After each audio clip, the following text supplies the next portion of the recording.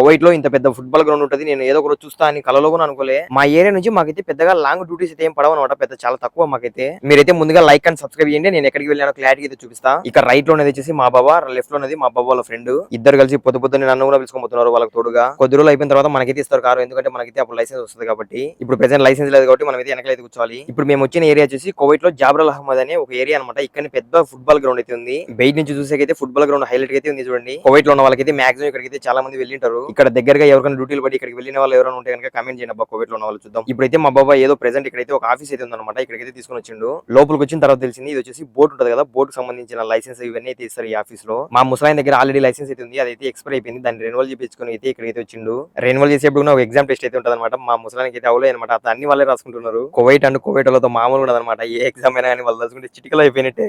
మీ అందరికీ ముందుగా ఒకటైతే చెప్పలే, ఈ కార్ వచ్చేసి మా బాబా వాళ్ళ ఫ్రెండ్ అనమాట, కొత్త కార్ అయితే కొన్నాడు లక్సస్. మీరు గమనిస్తే ఇంకా కార్ సీట్ కవర్ కూడా పీకలేదు చూడండి అతను. మన ఇండియాలో మనం బట్టలు మార్చినట్టే వీళ్ళైతే కార్లు అయితే మారుస్తారు, అంత ఈజీ వీళ్ళ కార్లు కొనడం. ఇలాగైతే ఉంటుంది కువైట్ లో డ్రైవర్ లైఫ్. మీరైతే కొద్దిగా లైక్ అండ్ సబ్స్క్రైబ్ చేయండి ప్లీజ్.